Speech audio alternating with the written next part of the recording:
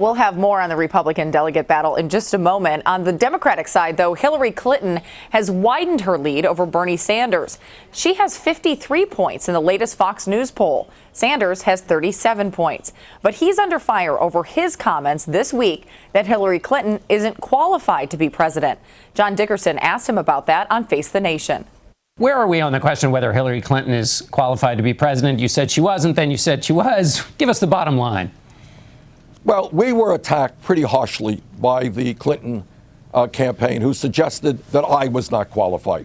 And we responded by saying, you know what? A candidate who receives an enormous amount of money from special interests, a candidate who voted for the war in Iraq, a candidate who voted for virtually every disastrous trade policy, which have cost us millions of jobs. Well, you know what? Maybe her judgment is not quite as high as it should be. But, John, I want to get away from this stuff. I respect Hillary Clinton. I've known her for 25 years.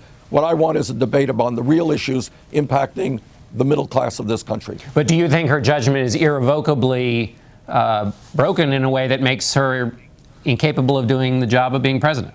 No. Look, she has enormous experience. Everybody who knows her knows that she is very intelligent.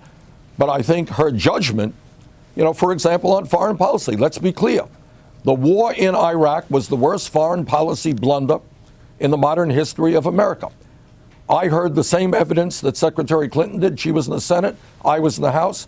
I helped lead the opposition to that war. She supported that war. I think that is something that the American people might want to take into consideration when you think about the judgment of the candidates.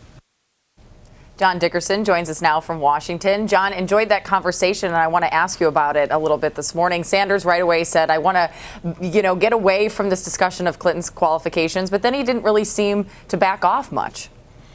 No, and it's not a bad thing in a presidential campaign to talk about whether the people running are qualified for the office. It kind of should be the central conversation.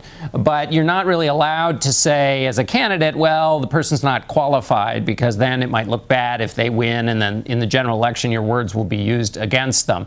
But what Bernie Sanders was going back to has been the central claim of his candidacy, which is that Hillary Clinton, for the variety of reasons he outlined, would not be a good president. And, whether you want to use the particular word qualified or not, that's essentially what he's saying.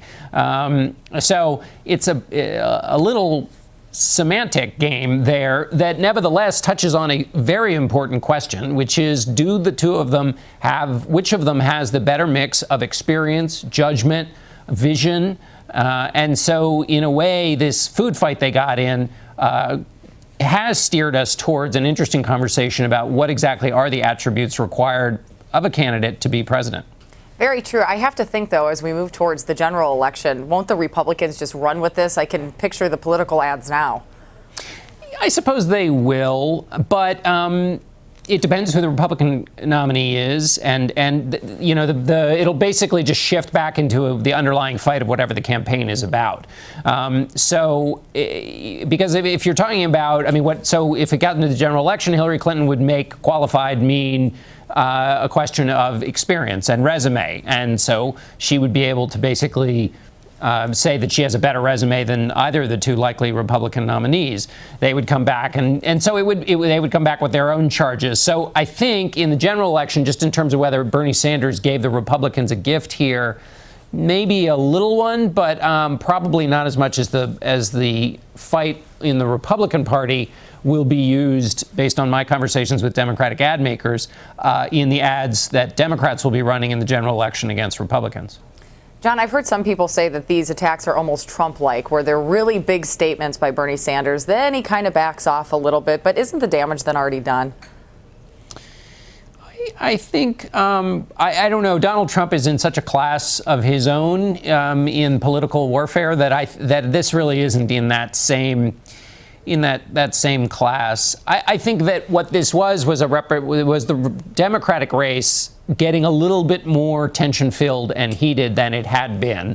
But still, as we talked about on the show today, it's still not close to the level of acrimony that we saw in the Republican race. And I think it appears that Bernie Sanders and Hillary Clinton have kind of stepped back a little bit from the fight they were in last week. Doesn't mean they won't go there again. But it's still true that Bernie Sanders is not bringing up any of the character questions about Hillary Clinton, or just the simple fact that the poll numbers have shown consistently that those who want a candidate who is honest and trustworthy have picked him and not Hillary Clinton. If we were really in an ugly stage, that would be the first thing to come out of his mouth at every turn. I want to ask you a little bit about what happened on Saturday night when Bill Clinton, Bernie Sanders said that Bill Clinton owes an apology to the American people for his clash with Black Lives Matter protesters. What do you make of that? An apology. Well, I think it's a little difficult to unpack both that clash that Bill Clinton had. It's sort of you come in the middle of that conversation. It was obviously he was very passionate in his response. The question of what role the crime bill played in creating the environment that a lot of Black Lives Matter protesters are angry about, and that both Sanders and Clinton have essentially affirmed in their views about the over-incarceration of young African Americans. That's a very complicated debate and conversation. And also the Bill Clinton's point about community violence in the African American community. That is not something that is totally out of bounds as a part of the conversation. And so I don't know whether, kind of where this goes at this point. I think probably it doesn't go anywhere. It was a flashpoint moment that represents a lot of the passion around this conversation, but I don't really know where it goes from there.